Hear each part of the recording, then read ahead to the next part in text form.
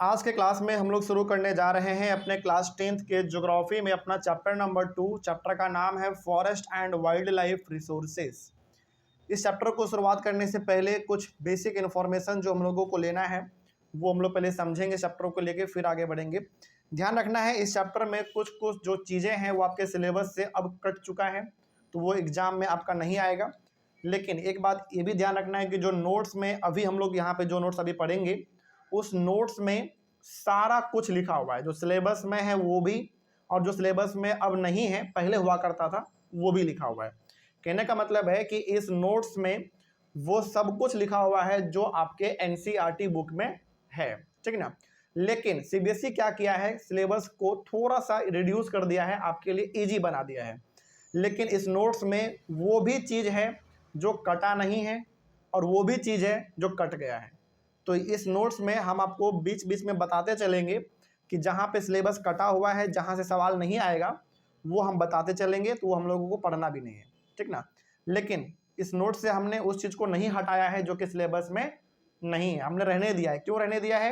क्योंकि कई सारे बच्चों को लगता है कि सर पूरा नोट्स हमको पढ़ना है, इंटरेस्टिंग चैप्टर लगता है तो लगता है कि पूरा पढ़ लेते हैं एक बार, एग्जाम में आए या ना आए तो पूरा पढ़ना चाहते हैं कुछ बच्चे, तो उसके लिए नोट्स में पूरा चीज़ लिखा हुआ है। लेकिन हम लोगों का मोटिव ये रहेगा, हमारा जो मेन जरूरी चीज़ है वो ये रहेगा कि सिलेबस में जितना है उतना पहले पढ़ लिया जाए, क्योंकि टाइम पे हम लोगों को सिलेबस भी अपना कंप्लीट करना है। तो क्लास 10th के ज्योग्राफी में हम लोग शुरू करने जा रहे हैं अपना चैप्टर नंबर 2। चैप्टर का नाम है forest and wild life resources. तो इस चैप्टर में कुछ चीज़ें हैं जो कि आपको नहीं पढ़ने हैं, वो सीबीएसई हटा दिया है, बुक में तो है लेकिन उसको कट कर दिया गया है, वो आपको अब नहीं पढ़ना है, ठीक ना। तो वो देख लेते हैं थोड़ा सा, पहले आप लोग एक बार मिला लीजिएगा। जैसे सबसे पहला हमारा है flora and fauna in India वाला टॉपिक है। तो इस टॉपिक में ये जो शुरुआत का इंट्रोडक्शन है 1 2 3 4 5 पॉइंट, ये हम लोगों को पढ़ना है, ठीक है। तो जहाँ पे बताते चलेंगे वो आप थोड़ा सा मैच करते चलना। तो फ्लोरा एंड फाउना जो हमारा टॉपिक है, इस टॉपिक में बस ये 5 पॉइंट हम लोगों को पढ़ना है, क्योंकि इंट्रोडक्शन है, ये हम लोगों को पढ़ना है। अगला जो है इसी में हम लोगों को पहले पढ़ना पड़ता था नॉर्मल स्पीसीज, जो कि अब नहीं पढ़ना है। उसके बाद इंडेंजर्ड स्पीसीज, ये भी नहीं पढ़ना है हम लोगों को। फिर वल्नरेबल स्पीसीज, ये भी नहीं पढ़ना है। रेयर स्पीसीज, ये भी नहीं पढ़ना है। एंडेमिक स्पीसीज, ये भी नहीं पढ़ना है। उसके बाद एक्सटिंक्ट स्पीसीज, ये भी नहीं पढ़ना है। उसके बाद हम लोगों को पढ़ना पड़ता था reasons behind damaging our forest and wild life resources, ये भी नहीं पढ़ना हम लोगों को, ठीक है। लेकिन हाँ, जिस बच्चे को लगता है कि सर इंटरेस्टिंग लग रहा है थोड़ा सा हम पढ़ लेते हैं, तो आप एक बार पढ़ लीजिएगा। लेकिन हम लोग यहाँ पे डिस्कस नहीं करेंगे इसको, क्योंकि अब एग्जाम के हिसाब से इंपॉर्टेंट नहीं है। उसके बाद फिर है रीजन्स बिहाइंड इन्वायरमेंटल डिस्ट्रक्शन, ये भी नहीं पढ़ना हम लोगों को, ठीक ना। उसके बाद फिर है problems due to environmental destruction, ये भी नहीं पढ़ना है। उसके बाद फिर हमारा जो टॉपिक स्टार्ट होगा conservation of forest and wild life in India, इसके बाद हम लोगों को सारा कुछ पढ़ना है, ठीक है। ध्यान रहेगा इतना। तो इससे अब हमारा जो ये चैप्टर है वो बहुत इजी और बहुत छोटा बन गया है, ठीक है। तो आइए शुरुआत करते हैं हम लोग अपना इस चैप्टर को। ये जानना आपके लिए ज़रूरी होता है, क्योंकि होता क्या है ना कि बच्चे सारे कुछ पढ़ लेते हैं लेकिन एग्जाम में वो आता नहीं है। तो इस एग्जाम में बहुत कुछ नहीं पढ़ना है आपको, बस उतना पढ़ना है जितना सीबीएसई आपसे पूछेगा। यदि इतना ही हम लोग यदि ढंग से पढ़ लेंगे तो फिर हमारा काफ़ी अच्छा मार्क्स एग्जाम में आ सकता है, ठीक है। तो आइए शुरू करते हैं अपने क्लास 10th के ज्योग्राफी में अपना chapter number 2 forest and wild life resources. शुरुआत करते हैं। इस चैप्टर में पूरी तरीके से हम लोग बात करेंगे, पहला जंगल के बारे में और दूसरा वाइल्ड लाइफ रिसोर्सेज के बारे में, मतलब जंगल में रहने वाले जानवरों के बारे में भी बात करेंगे। तो ओवरऑल कहने का मतलब है कि इस चैप्टर के अंदर हम लोगों को डिस्कस करना है जंगल के बारे में और जंगल के अंदर रहने वाले जंगली जानवरों के बारे में, जंगली पेड़ पौधों के बारे में, ठीक है। तो इसी चीज़ के ऊपर हमारा ये पूरा का पूरा चैप्टर बेस्ड होने वाला है। तो आइए समझते हैं हमारा अपना सबसे पहला topic flora and fauna in India. Flora का मतलब पेड़ पौधा, फाउना का मतलब जानवर, सिंपल है, ठीक है। तो फ्लोरा का मतलब पेड़ पौधे और फाउना का मतलब जानवर, ठीक है। देखते हैं इसमें क्या लिखा हुआ है। इंट्रोडक्शन इसका आता है, तो इंट्रोडक्शन हम लोग समझेंगे। India is one of the world's richest countries in terms of its vast range of biological diversity. देखो, बायोलॉजिकल डाइवर्सिटी का मतलब है कि यहाँ पे अलग अलग प्रकार के पेड़ पौधे पाए जाते हैं, अलग अलग प्रकार के जानवर पाए जाते हैं, पालतू के साथ साथ जंगली भी, है ना। मतलब कुछ पेड़ ऐसे होते हैं जिसको हम लोग अपने घरों में भी लगा सकते हैं, कुछ पेड़ ऐसे होते हैं जो कि घर में तो नहीं कर सकते लेकिन जंगलों में वो भारी मात्रा में दिखता है है कि नहीं। तो कहने का मतलब है कि इंडिया जो है पेड़ पौधों के मायने में, जानवरों के मायने में पूरी दुनिया में सबसे आगे है। मतलब और भी कंट्री यदि है तो उस रेस में हमारा कंट्री भी आगे है। तो वही लिखा हुआ है कि India is one of the world's richest countries in terms of its vast range of biological diversity. मतलब पेड़ पौधों के मायने में, जानवरों के मायने में, इन सब चीज़ों को लेकर इंडिया काफ़ी ज़्यादा आज आगे है। इसलिए आप देखोगे कि इंडिया में आपको लगभग बहुत प्रकार के जानवर मिल जाते हैं, लगभग हर प्रकार के पेड़ पौधे देखने को मिल जाते हैं। तो इंडिया इन चीज़ों में काफ़ी आगे है, पहले भी था और आज भी आगे है। तो बायोलॉजिकल डाइवर्सिटी का मतलब समझ आ गया, पेड़ पौधा और जानवर इन सभी का संख्या हमारे इंडिया में कई ज़्यादा है, बहुत ज़्यादा है और अलग अलग टाइप के हैं, ठीक ना। अगला, India has about 8% of the total number of species in the world. सोचो, मतलब पूरी दुनिया में यदि 100% स्पीसीज हैं, स्पीसीज मतलब अलग अलग प्रकार के प्लांट, अलग अलग प्रकार के जानवर, यदि पूरी दुनिया में 100% है तो उसका अकेला 8% हमारे इंडिया में ही है। तो आपको लग रहा होगा कि सर इसमें कौन सी बड़ी बात है, 8% तो है, लेकिन आप ये देखो कि हमारे इस वर्ल्ड में लगभग 200 के आसपास कंट्री है और इस 200 कंट्री में से अकेला 8% स्पीसीज केवल इंडिया में है। ये बहुत बड़ी बात है ना। चलिए, तो वही यहाँ पे लिखा हुआ था कि इंडिया के पास लगभग पूरी दुनिया का 8% स्पीसीज अकेला इंडिया में है। मतलब पेड़ पौधा और जानवर वगैरह इंडिया में बहुत ज़्यादा पाया जाता है। बात करें पूरी दुनिया को लेकर तो पूरी दुनिया का 8% स्पीसीज केवल भारत में है। बहुत अच्छा बात है ये। About 10% of wild flora and 20% of fauna are on the threatened list. पूरी दुनिया की यदि हम लोग बात करें तो 10% फ्लोरा यानी कि 10% पेड़ पौधे और 20% फौना यानी कि 20% अलग अलग प्रकार के जानवर, ये खतरे के निशान पे है। खतरे के निशान पे है मतलब इनका संख्या बहुत कम है। यदि इसको बचा के नहीं रखा गया तो आने वाले समय में ये गायब हो सकते हैं पूरी तरीके से पृथ्वी से। जैसे डायनासोर गायब हो गया, उसी तरीके से ये भी गायब हो जाएगा। आगे है हमारा अगला, many species of flora and fauna is extinct from India. India से कुछ पेड़ पौधे और कुछ जानवर तो पूरी तरीके से खत्म ही हो गए, गायब ही हो गए हैं। जैसे चीता हो गया, पिंक हेडेड डक हो गया, माउंटेन क्वेल हो गया, फॉरेस्ट स्पॉटेड ऑलेट हो गया एंड प्लांट्स। और कुछ प्लांट का ये बात करें हम लोग तो लाइक मधुका इंसिग्निस, जिसको हम लोग बोलते हैं अ वाइल्ड वैरायटी ऑफ महुआ। मतलब ये एक महुआ का जंगली प्रकार का वैरायटी है। मतलब महुआ एक प्रकार का वो नशीला पदार्थ होता है जिसको कि लोग ड्रिंक, मतलब कह सकते हो अल्कोहल टाइप, है ना। ये उसी का एक वैरायटी है हमारा। एंड हिबर्डिया हेबर्डिया हेप्टिन्यूरॉन, इसको हम लोग कहते हैं एक प्रकार का ग्रास है, मतलब घास है। तो कहने का सिंपल सा मतलब यहाँ पे बोला जा रहा है कि इंडिया में कुछ जानवर और कुछ पेड़ पौधे पूरी तरीके से खत्म हो गए हैं।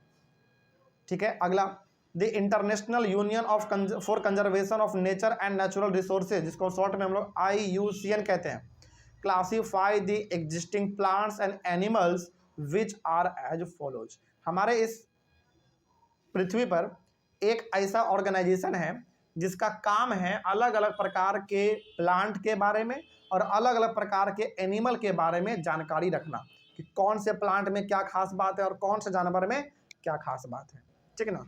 मतलब प्लांट का और जानवर का, हर एक प्लांट का, हर एक जानवर का जो पूरा जानकारी है ये यही ऑर्गेनाइजेशन अपने पास रखता है। ऑर्गेनाइजेशन का पूरा नाम है the International union for Conservation of Nature and Natural resources, short में इसको हम लोग IUCN कहते हैं। इसका काम है इंडिया में ही नहीं पूरी दुनिया में अलग अलग प्रकार के प्लांट जितने भी हैं और जितने भी प्रकार के एनिमल हैं उन सभी का क्या खास बात है, क्या फीचर्स है, वो कब अपने बच्चों को जन्म देते हैं, कब उनका जीवन अच्छा रहता है, कब खराब रहता है, A to Z जानकारी इकट्ठा करने का काम इसी का होता है। मतलब हर प्रकार के जानवर को क्लासीफाई करने का काम इसका होता है। कोई दिक्कत इसमें? तो ये हो गया हमारा फ्लोरा और फाउना के बारे में एक छोटा सा इंट्रोडक्शन। हमारे एग्जामिनेशन पॉइंट ऑफ व्यू से इस टॉपिक के अंदर यही बस इंपॉर्टेंट है, इसके बाद का चीज़ आपको नहीं पढ़ना है, ध्यान रहे, ठीक ना।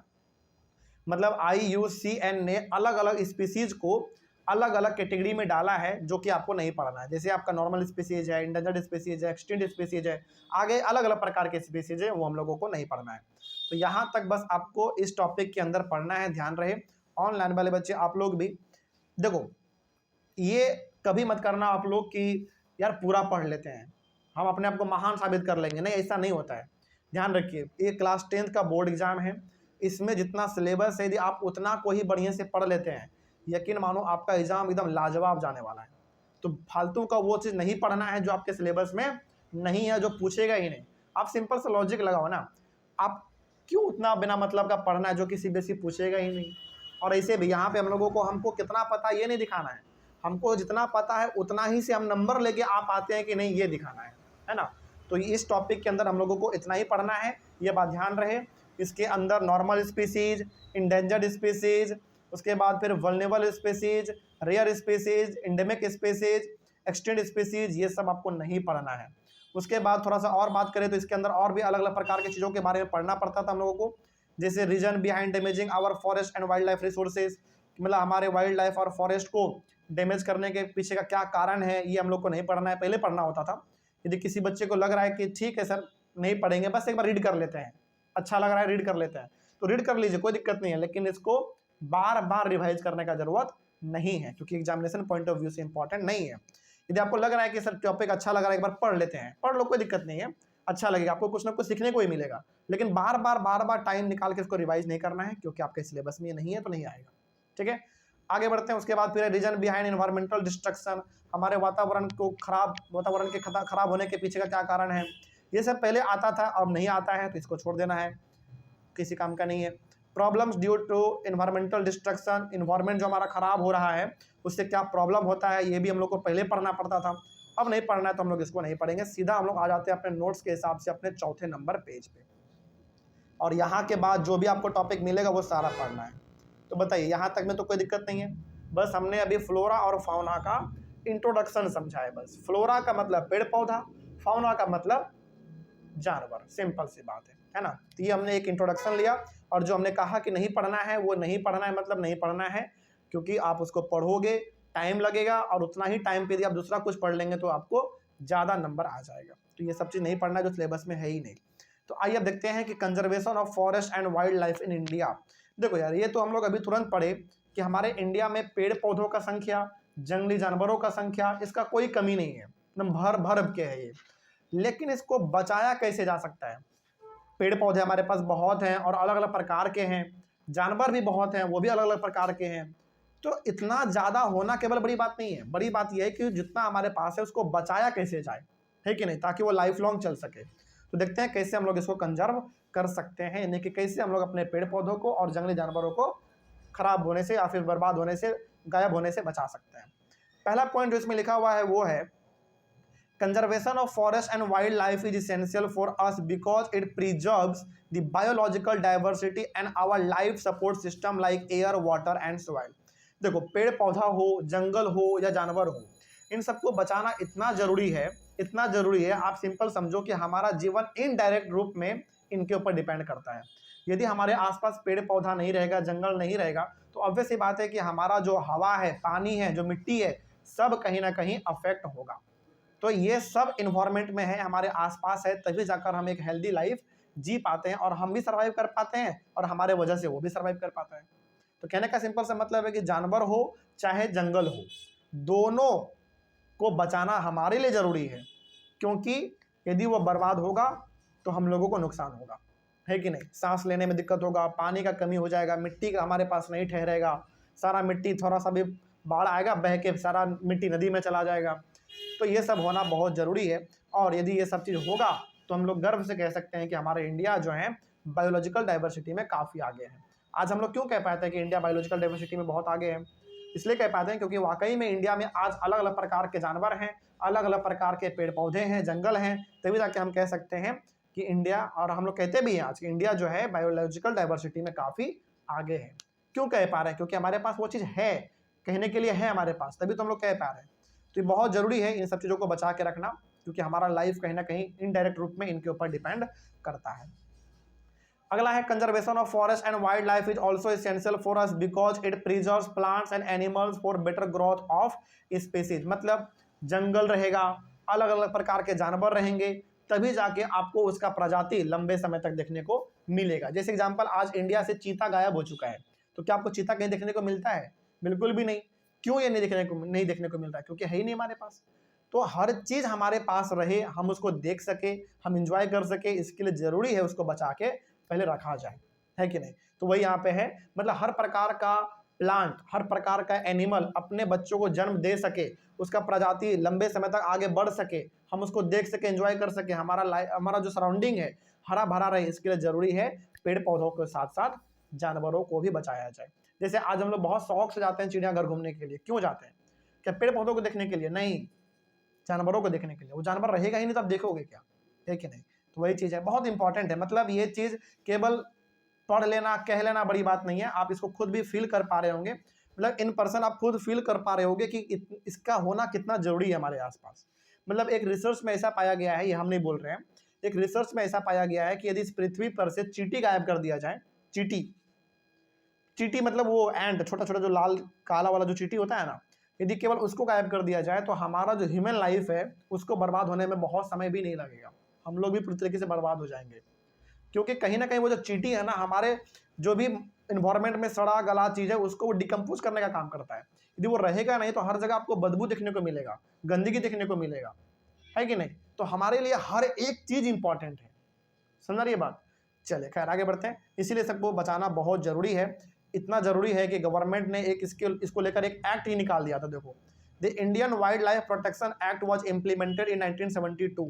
इतना ज़्यादा इंपॉर्टेंट है पेड़ पौधों को, जानवरों को बचाना, कि भारत सरकार ने इसको बचाने के लिए एक कानून ही पास कर दिया। कानून का नाम था the Indian wild life protection act, जो कि 1972 में लाया गया था। इसके अंदर क्या होता था इस कानून के अंदर, वो देखो, The main aim of this act was to protect the remaining population of endangered species by banning hunting, giving legal protection to their habitats, and restricting trade in wildlife. सरकार ने बोला साफ साफ कि देखो भैया, जो चीज अब पृथ्वी पर से गायब हो गया है, पृथ्वी का छोड़ो, अपने इंडिया का बात कर दिए हम लोग, केवल इंडिया का बात करें तो सरकार ने बोला कि यार देखो, इंडिया से जो चीज गायब हो चुका है उसको तो हम दोबारा नहीं ला सकते हैं, लेकिन जो गायब होने के कगार पे है, जो खत्म होने वाला है, उसको तो बचा सकते हैं हम लोग। तो सरकार ने एक कानून निकाला, कानून का नाम था Indian wild life protection act, 1972 में लाया। इसमें यह बोला गया कि जितने भी हमारे पास अब अलग अलग प्रकार के प्लांट बचे हुए हैं, अलग अलग वैरायटी के एनिमल बचे हुए हैं, उनको कैसे बचाया जाए, उनको कैसे प्रिजर्व किया जाए, उसके ऊपर हमको फोकस करना है। जो चला गया वो तो चला गया, छोड़ो, कोई दिक्कत नहीं है, लेकिन इसी तरीके से यदि हम लोग अभी भी लापरवाह रहे तो जो हमारे पास है वो भी आज न कल चला जाएगा। तो सरकार ने बोला कि जितना चीज हमारे पास है उसी को बचाया जाए। कैसे बचाएंगे? बैनिंग हंटिंग, हंटिंग को बैन कर दो। कोई भी आदमी जंगल में जाएगा तो जानवरों को नहीं मारेगा। पहले खूब मारते थे लोग, शौक से मारते थे जानवर को, लेकिन अब बोला कि कोई भी आदमी जंगल में जाएगा तो हंटिंग नहीं करेगा, जानवरों को नहीं मारेगा। Giving legal protection to their habitat, मतलब जंगल में कोई भी आदमी बिना मतलब का जाके उसके घर को नहीं उजाड़ेगा। घर मतलब जंगल को नहीं काटेगा, गुफाओं को बर्बाद नहीं करेगा, जंगली जानवरों को जाके परेशान नहीं करेगा, ऑब्वियस बात है। And restricting trade in wild life, और जंगली जानवरों को लोग पहले खरीदता बेचा जाता था, खास करके उसके बॉडी पार्ट को मार के, उसको पूरी तरीके से बैन कर दिया सरकार ने। बताओ ये अच्छा कदम था या खराब था? बिल्कुल अच्छा कदम है भाई। इससे क्या हुआ, हमारे वाइल्ड लाइफ जो है वो बचे रह गए, और आज इतना ज्यादा अच्छा है कि हम लोग आज इसको एंजॉय कर पाते हैं, देख पाते हैं चीजों को। ठीक ना, आगे बढ़ते हैं। तो वाइल्ड लाइफ प्रोटेक्शन एक्ट में यही चीज था कि कोई भी आदमी जंगल को नहीं काटेगा, जानवरों को नहीं मारेगा, जंगल में जाके उसके घर को नहीं बिगाड़ेगा, ये सब चीज था। आगे, central and many state governments established national parks and wild life sanctuaries to protect our forest and wild life. कई सारे सेंट्रल लेवल पे, मतलब कई सारे ऐसे नेशनल पार्क हैं जो भारत सरकार सीधा उसको कंट्रोल करती है। बहुत सारे नेशनल पार्क ऐसे हैं जो स्टेट गवर्नमेंट उसको चलाता है, और बहुत सारे जू हैं जिसको स्टेट गवर्नमेंट चलाता है। कहने का मतलब है कि हर संभव प्रयास गवर्नमेंट की तरफ से किया गया है जानवरों को और पेड़ पौधों को बचाने के लिए। इसके लिए आप देखोगे कई सारे हमारे पास नेशनल पार्क हैं, कई सारे हमारे पास वाइल्ड लाइफ सेंचुरी है, कई सारे हमारे लगभग हर स्टेट में आपको एक दो तो जू दिख ही जाता है कि नहीं, जिसमें आपको अलग अलग प्रकार के जानवर देखने को मिलते हैं। तो ये सब ऐसा क्यों किया गया है? ताकि जो हमारा प्रीशियस रिसोर्स है, मतलब जो जानवर हैं, जो पेड़ पौधे, उसको बचाया जा सके, और इसके पीछे कोई दूसरा खास मुद्दा नहीं है। ठीक ना। तो बहुत सारे नेशनल पार्क हैं, वाइल्ड लाइफ सेंचुरी है, जू है, जो सीधा भारत सरकार रन करता है, सेंट्रल गवर्नमेंट, दिल्ली से चलता है उसका सारा काम। बहुत सारे ऐसे national park, wild life sanctuary और जू है जो कि स्टेट गवर्नमेंट चलाता है। मतलब जिसके अंडर में जो है वो अपना काम अच्छी तरीके से कर रहा है उसको बचाने के लिए। The central government also announced several projects for protecting specific animals like tiger, one-horned rhinoceros, Asiatic lion, and 3 types of crocodiles like freshwater crocodile, saltwater crocodile, and घड़ियाल। अब देखो, यदि किसी गवर्नमेंट मतलब मान लो भारत सरकार को, इंडियन गवर्नमेंट को ऐसा लगेगा कि यार टाइगर का संख्या इंडिया में ना कम हो रहा है, तो स्पेशली टाइगर को बचाने के लिए एक अलग प्रोग्राम निकाल देगा। एलिफेंट का संख्या घट रहा है तो सरकार स्पेशली एलिफेंट को बचाने के लिए अलग प्रोग्राम निकाल देगा। तो कहने का यहाँ पे सिंपल सा मतलब है कि जब जब गवर्नमेंट को लगेगा कि किसी एनिमल का संख्या घट रहा है, उसको बचाने के लिए सरकार अलग अलग प्रकार के मुहिम, स्कीम, प्रोग्राम निकाल के उसको बचाने का प्रयास करेगा। जैसे एक जो बहुत फेमस प्रोग्राम है वो है हमारा प्रोजेक्ट टाइगर, ये आपके बुक में भी है, प्रोजेक्ट टाइगर। प्रोजेक्ट टाइगर में क्या कहा गया है? ऑब्वियस ये बात है, नाम है प्रोजेक्ट टाइगर तो किसके बारे में बात होगा? टाइगर के बारे में बात होगा। तो भारत सरकार ने क्या किया, देखा कि यार इंडिया में ना टाइगर का संख्या धीरे धीरे घट रहा है, तो उसको बचाने के लिए सरकार ने प्रोजेक्ट टाइगर करके एक स्कीम ला दिया। इससे क्या हुआ कि कोई भी आदमी टाइगर के साथ खिलवाड़ नहीं करेगा। खिलवाड़ मतलब उसको मारेगा नहीं, हंटिंग नहीं करेगा, कुछ भी नहीं करेगा, उसको चुपचाप वहाँ जहाँ है वो जंगल में उसको वहाँ पे रहने दो। तो कहने का यहाँ पे सिंपल सा मतलब वही है कि जिस प्रकार के जानवर को सरकार को लगेगा कि नहीं इस जानवर को बचाने का जरूरत ज़्यादा है अभी, तो उसको बचाने के लिए वो अलग अलग प्रकार के स्कीम, प्रोग्राम वगैरह लाते रहते हैं, उसको बचाने का वो प्रयास करते रहते हैं। जैसे टाइगर हो गया, वन हॉर्न राइनोसोरस हो गया, फिर से एशियाटिक लायन हो गया, 3 प्रकार के जो क्रोकोडाइल हैं उसको बचाने के लिए भी सरकार कई बार अपना अलग अलग प्रकार के स्कीम लाते रहते हैं। जैसे फ्रेश वाटर क्रोकोडाइल मतलब जो साफ पानी में रहता है, सॉल्ट वाटर क्रोकोडाइल जो समुद्र में रहता है, और घड़ियाल, सिंपल सी बात है। तो इन 3 प्रकार के क्रोकोडाइल को बचाने के लिए सरकार अलग अलग प्रकार के मुहिम समय समय पर चलाते रहते हैं। तो ओवरऑल यहाँ से आपको क्या सीखने को मिल रहा है? ये सीखने को मिल रहा है कि जिस प्रकार के जानवर को बचाने के लिए फिलहाल जरूरत पड़ेगा, सरकार को लगेगा कि नहीं इसको बचाना अभी जरूरी है, तो उसको बचाने के लिए सरकार कोई स्कीम, प्रोग्राम लॉन्च कर देगी और उसके तहत उसके ऊपर काम किया जाएगा। ठीक है ना? ये ऐसा चलता रहता है और चलना भी चाहिए क्योंकि इंपॉर्टेंट है। ठीक है, अगला उसके बाद है Indian elephant, black buck, great Indian bustard, snow leopard etcetera have given full legal protection against hunting and trade throughout India. मतलब कुछ एनिमल हैं जैसे एलिफेंट हो गया, ब्लैक बक हो गया, ग्रेट इंडियन बस्टर्ड हो गया, स्नो लियोपार्ड हो गया, इन सबको बचाने को लेकर सरकार का जो फोकस है वो थोड़ा ज़्यादा ही है। इसलिए आप देखोगे इन सबको बचाने के लिए अलग अलग प्रकार के सरकार प्रोजेक्ट लाते रहते हैं, प्रोजेक्ट टाइगर, प्रोजेक्ट एलिफेंट, इस तरीके से, ताकि उसको बचाया जाए और इन सबको पूरा लीगल प्रोटेक्शन मिलता है। मतलब कोई भी आदमी इसको यदि मारे पीटेगा तो उसके ऊपर कार्रवाई होगा।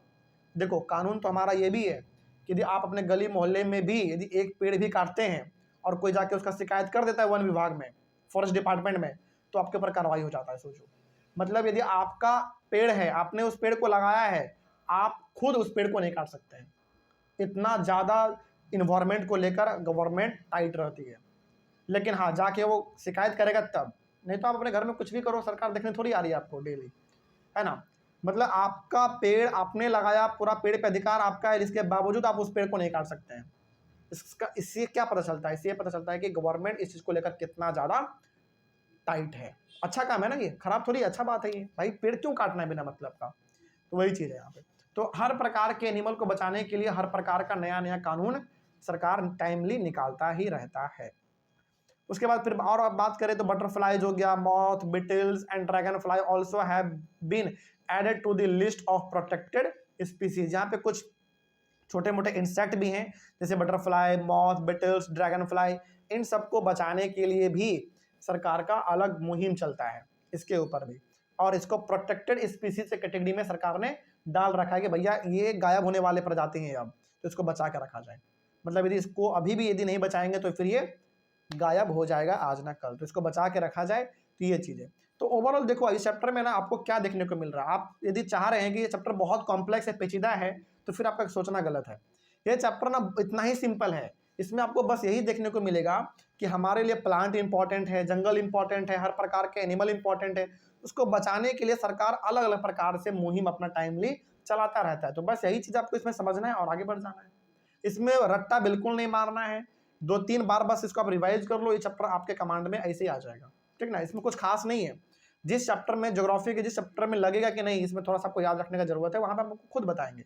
आपको लगता है कि इसमें कुछ याद रखने का चीज है इसमें? बिल्कुल भी नहीं। बस 1-2 एक्ट वगैरह ध्यान में रख लो, काम चल जाएगा आपका। बाकी तो आप खुद से भी लिख सकते हैं। जैसे अभी था ना हमारा वाइल्ड लाइफ प्रोटेक्शन एक्ट 1972, ये बस आप याद रख लो। ऐसा एक्ट यदि आप अपने आंसर में मेंशन करते हैं तो आप यकीन मानो आपके आंसर का जो क्वालिटी है ना वो बहुत बढ़ जाता है, उसका स्टैंडर्ड बहुत बढ़ जाता है। तो ये सब पॉइंट कि किसको कैसे बचाया जाए नहीं बचाया जाए, ये सब रट्टा मारने का चीज नहीं है। आप एक बार समझ लो, अपने से लिख दो, काम चल जाएगा।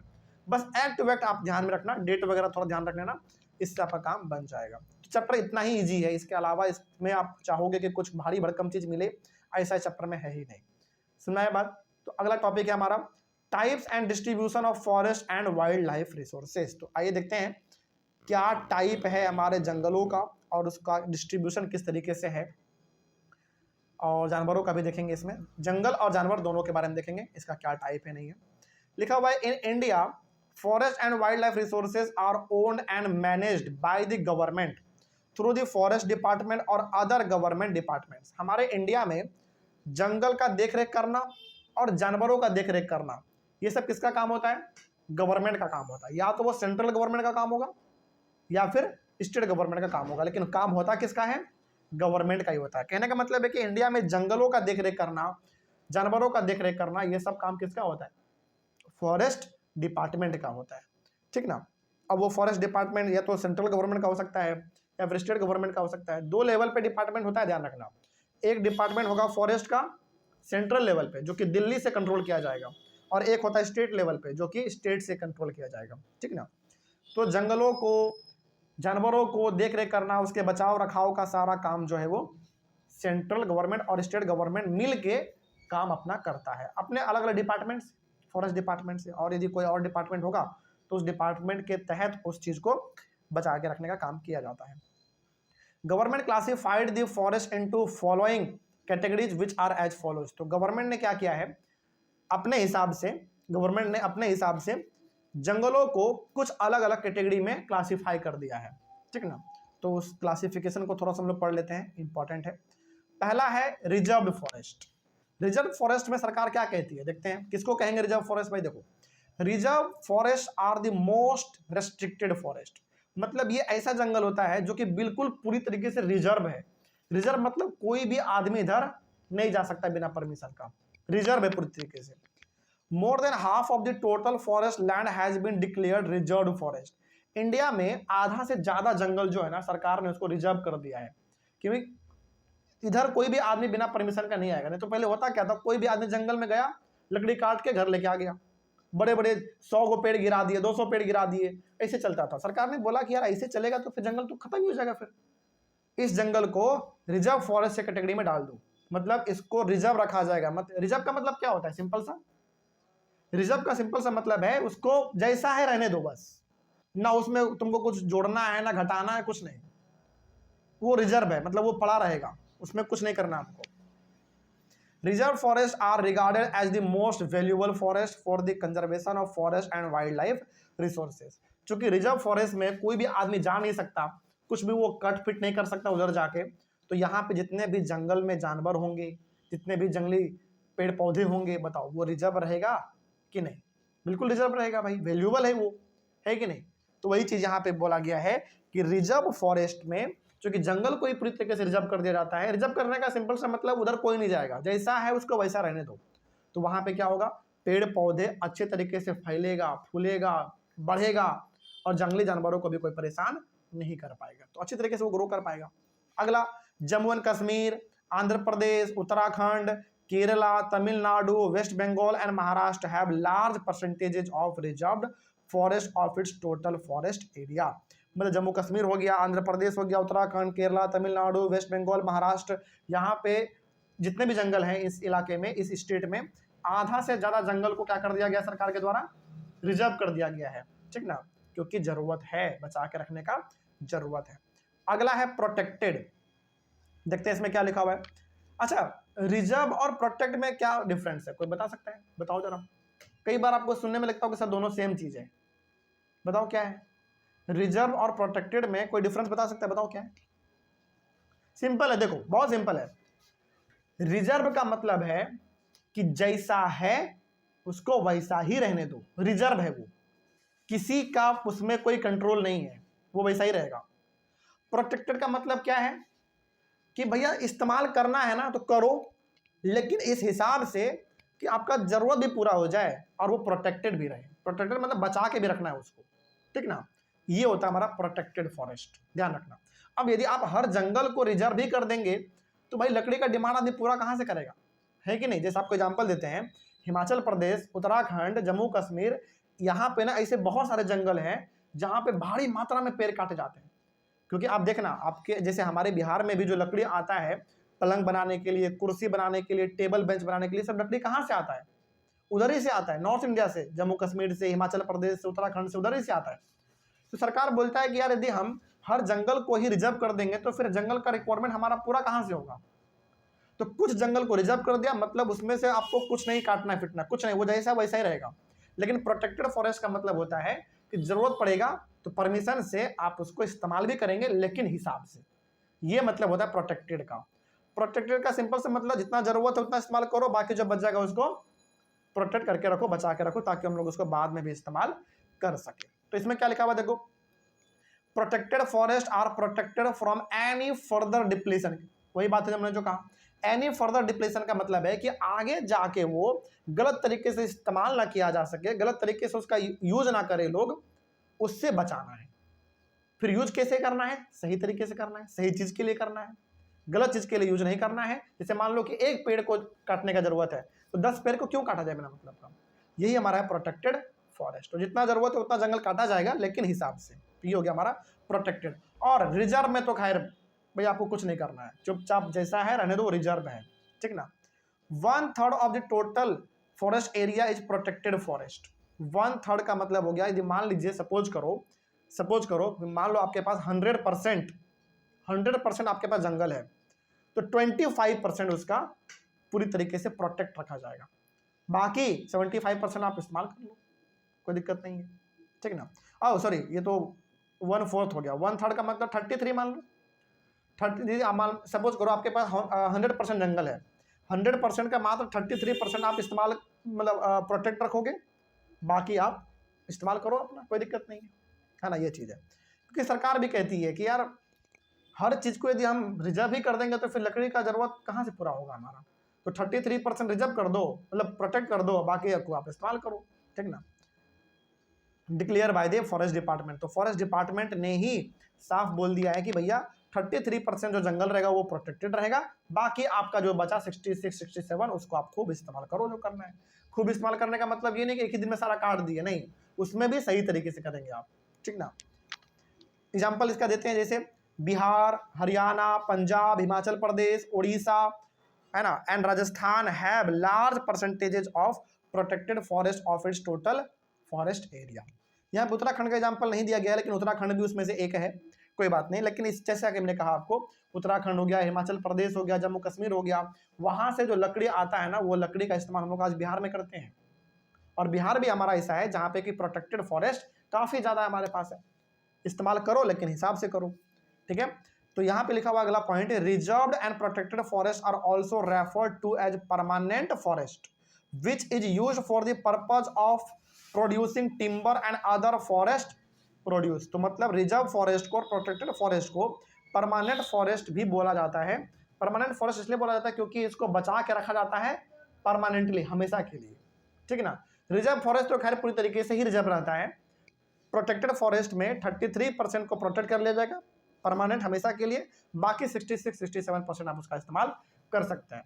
तो रिजर्व फॉरेस्ट और परमानेंट फॉरेस्ट को, सॉरी, रिजर्व फॉरेस्ट और प्रोटेक्टेड फॉरेस्ट को परमानेंट फॉरेस्ट भी कहा जाता है। और इस प्रकार के जंगलों में खास करके टिम्बर वगैरह ज्यादा उगाया जाता है। और टिम्बर वही लकड़ी होता है जो कि बिल्कुल सीधा पेड़ होता है, और उस सीधे पेड़ का लकड़ी काट के चौकी, कुर्सी, पलंग, टेबल, बेंच, डेस्क, आपको जो बनाना है वो बनाइए अपना, ठीक ना।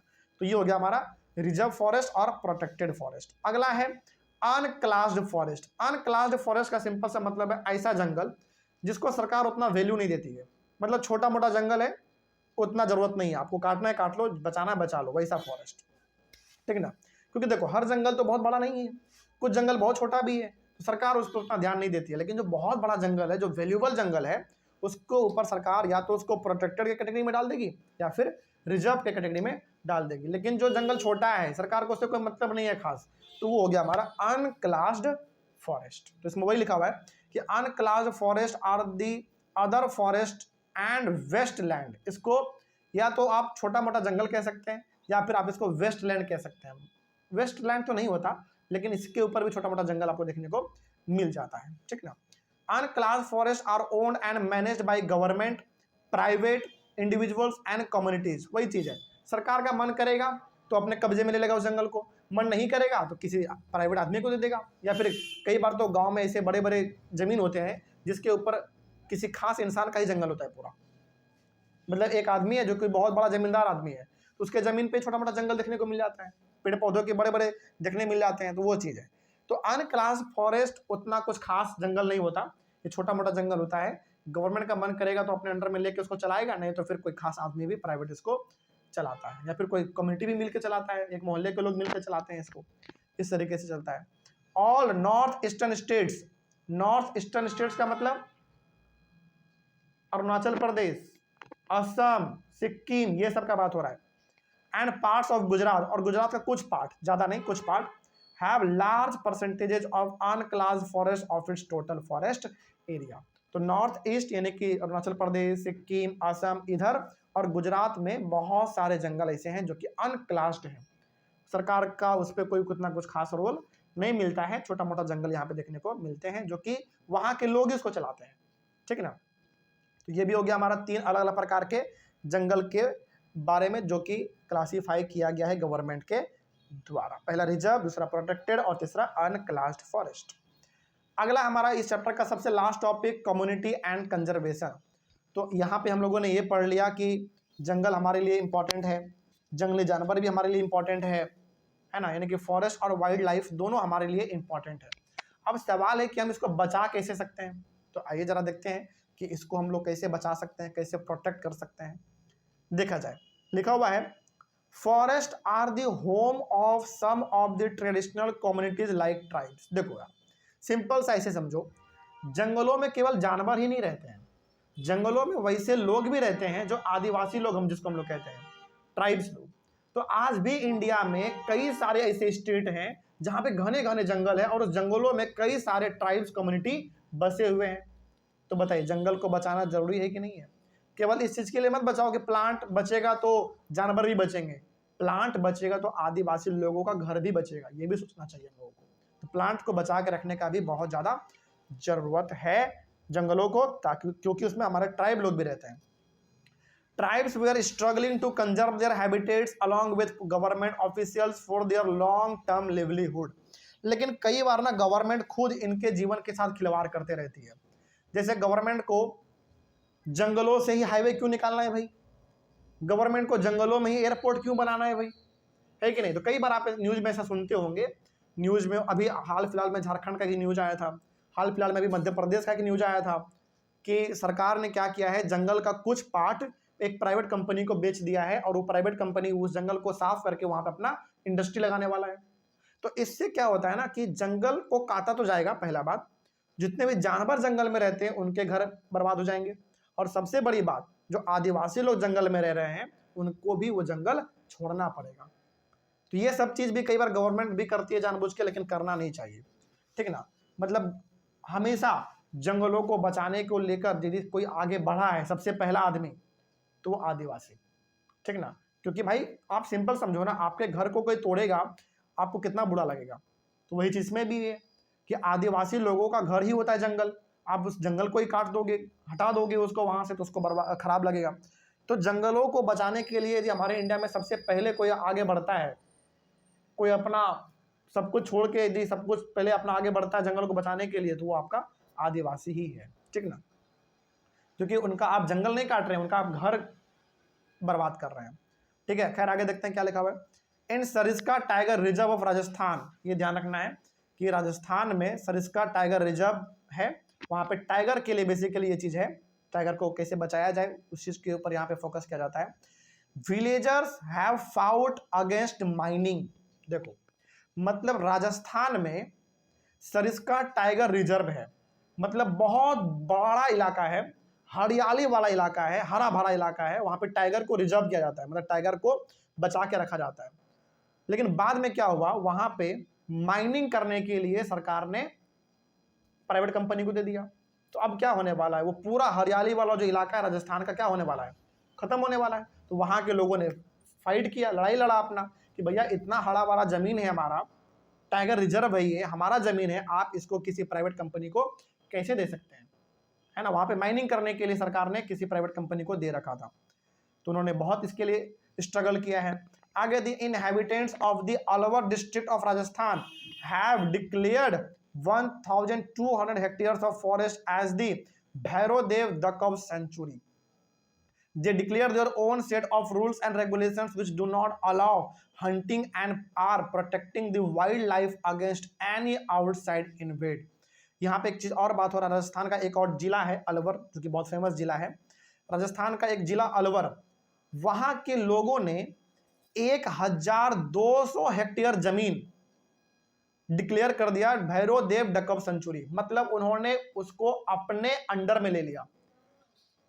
भैरवदेव डकब सेंचुरी का सिंपल सा मतलब है, उन्होंने बोला कि ये हमारा है, इसके अंदर यदि कोई आएगा बाहर का आदमी तो फिर बुरा हो जाएगा। समझ रही है बात। तो यही चीज यहां पे था कि they declare their own sets of rules and regulations. उस पूरे 1200 हेक्टेयर जमीन में जहां के जंगल फैला हुआ था, वहां पे इन्होंने, वहां के लोगों ने खुद का अपना रूल्स और रेगुलेशंस लगा दिया। यहाँ पे किसी का कानून नहीं चलेगा, कोई भी गवर्नमेंट का नहीं, कोई भी प्राइवेट कंपनी का नहीं, यहाँ पे रूल हमारा चलेगा क्योंकि जंगल हमारा है, ठीक है। Which do not allow hunting, hunting तो बिल्कुल नहीं करना है जंगल में, and are protecting the wild life against any outside invade, मतलब कोई भी बाहर का आदमी आएगा यहाँ पे हमला करेगा, जानवरों को मारेगा, जंगलों को साफ करेगा, तो हम बर्दाश्त नहीं करेंगे। ये वहाँ पे बड़ा फेमस चीज वहाँ पे हुआ। आज भी आप जाओगे ना, जैसे आप आज भी आप देखोगे तो हरियाणा हो गया, राजस्थान हो गया, वहां पे तो हिरन होता है, हिरन, उस हिरन को लोग अपने घरों में पालते हैं। सोचो, इतना ज्यादा उन लोगों का जानवर को लेकर प्यार है, जंगल को लेकर वो लोग इतने लगाव रखते हैं कि वो अपने जंगल से खिलवाड़ नहीं करने देते हैं, और ये होना भी चाहिए, ठीक ना। हिरन को तो वो लोग अपने घरों में पालते हैं, तो बहुत अच्छी बात है ये। आगे, the famous Chipko movement in the Himalayas had successfully registered deforestation in several areas. Chipko movement जानते हैं क्या होता है? चिपको मूवमेंट बेसिकली एक तरीका है जिसमें होता क्या है, लोग पेड़ को पूरी तरीके से पकड़ के चिपक जाते हैं। वो ये सिंबल देना चाहते हैं कि भैया पेड़ को काटना है तो पहले हमको काटना पड़ेगा, यानी कि पहले आदमी को काटो फिर पेड़ को काटना है। एक तरीके से वो ये मैसेज देना चाह रहे हैं कि पेड़ को नहीं काटना है बल्कि बचा के रखना है। इसी को नाम दिया गया है चिपको मूवमेंट, ठीक ना। इसमें लोग पेड़ से चिपक जाते हैं और वो एक तरीके से मैसेज देते हैं सोसाइटी को कि पेड़ नहीं काटना है, ये हमारे लिए इंपॉर्टेंट है, ठीक ना। और ये शुरुआत हुआ था हिमालयाज में। हिमालयाज मतलब उस वाले इलाके में, जैसे आपका जम्मू कश्मीर हो गया, फिर से लद्दाख हो गया, फिर से उत्तराखंड, हिमाचल प्रदेश, यूपी, है ना, जो कि हिमालय के आसपास का इलाका है, वहाँ पे यह सब चीज़ चला था। Also Chipko movement inspired the community to plant more trees of different species. Chipko movement में केवल लोग पेड़ से चिपक के उसको बचाते नहीं है पेड़ को, बल्कि लोगों को वो लोग मोटिवेट भी करते हैं कि अलग अलग प्रकार के प्लांट को लगाया भी जाना चाहिए, ठीक ना। ठीक है, आगे बढ़ते हैं। उसके बाद ये हो गया, उसके बाद farmers and citizens groups like the Beej Bachao Andolan and Navdanya have shown that crop production is possible without the use of synthetic chemicals. यहाँ पे ना दो ग्रुप है बेसिकली, किसान का ग्रुप है और आम आदमी का ग्रुप है। ग्रुप का नाम है बीज बचाओ आंदोलन।